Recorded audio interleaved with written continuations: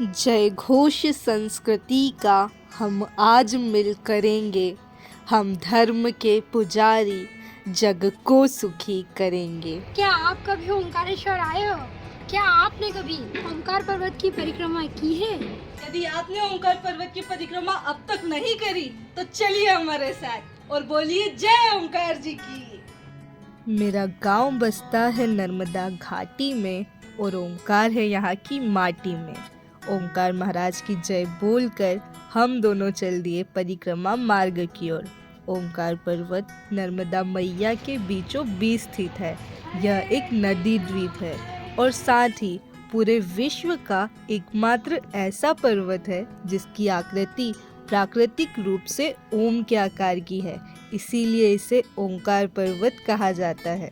श्रद्धालुगण आस्था और विश्वास के साथ ओंकार पर्वत की परिक्रमा करते हैं और ऐसा कहा जाता है कि यदि आप सच्चे मन से परिक्रमा करो तो ओंकार महाराज आपकी मनोकामना ज़रूर पूरी करते हैं। लगभग 7.5 किलोमीटर की यह परिक्रमा पैदल की जाती है, जिसमें सामान्य रूप से 2 से ढाई घंटे तक का समय लगता है। थोड़ी दूर चलने के बाद हम पहुंच गए हैं केदारेश्वर मंदिर। केदारेश्वर मंदिर प्राचीन मंदिर है। इसका निर्माण 13वीं शताब्दी में परमार वंश के शासकों के द्वारा करवाया गया था और इस मंदिर का जीर्णोद्धार मगध काल में हुआ था। केदारेश्वर मंदिर परिक्रमा मार्ग में पड़ने वाला पहला मंदिर है, तो एक तरीके से हम यह भी कह सकते हैं कि यहाँ से हमारी परिक्रमा प्रारंभ होती है। परिक्रमा मार्ग में बहुत सारे छोटे बड़े आश्रम हैं, जिनमें बच्चों को बाल्यकाल से ही वेदों की शिक्षा, संस्कृत आदि की शिक्षा दी जाती है। साधु संत निवास करते हैं इन आश्रमों में और उसके साथ ही भारतीय संस्कृति की प्राचीन गुरुकुल वाली परंपराएं आज भी इन आश्रमों में जीवित है।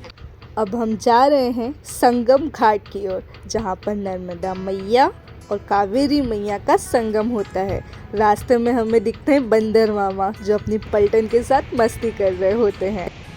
यह परिक्रमा 7.5 किलोमीटर की और मैंने 1500 मीटर चला। उतने में अभी मेरी हालत खराब हो रही है। आगे का रास्ता अभी बाकी है। नर्मदे हर जीवन भर। जो सुकून और शांति आपको नर्मदा मैया के आंचल में मिलती है, वो आपको पूरी दुनिया के किसी कोने में नहीं मिलेगी। हमारा सौभाग्य है कि हम नर्मदा मैया की गोद में खेलते हुए बड़े हुए हैं। 2.5 किलोमीटर चलने के बाद हम पहुंच चुके हैं संगम पर। यहाँ पे नर्मदा मैया और कावेरी मैया का संगम है। संगम पर स्नान करने का विशेष महत्व है। यहाँ पर दूर दूर से यात्रीगण आते हैं नर्मदा मैया और कावेरी मैया के संगम पर स्नान करने के लिए। अमावस्या के दिन संगम घाट पर भूत प्रेत, जादू टोना, बाहरी बाधाओं आदि से मुक्ति के लिए पूजा पाठ की जाती है, जिसके लिए दूर दूर से श्रद्धालुगण संगम घाट पर आते हैं। संगम पर आचमन करने के बाद हम लोग पहुंच चुके हैं ऋण मुक्तेश्वर महादेव मंदिर।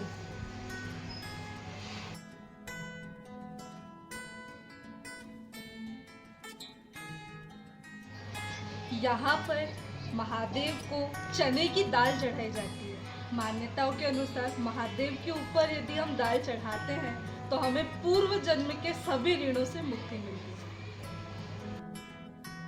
परिक्रमा में आने वाले सभी मंदिरों का अपना एक अलग और विशेष महत्व है।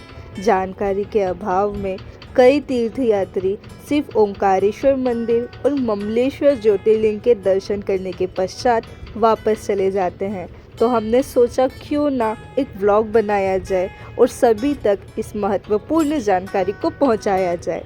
और अधिक जानकारी के लिए आप प्रतीक्षा कीजिए हमारे वीडियो के पार्ट 2 की। और ये वीडियो आपको कैसा लगा कमेंट करके ज़रूर बताएं। जब तक के लिए नर्मदे हर जीवन भर। जय ओंकार जी की जय। जय Shri Ram. Thanks for watching.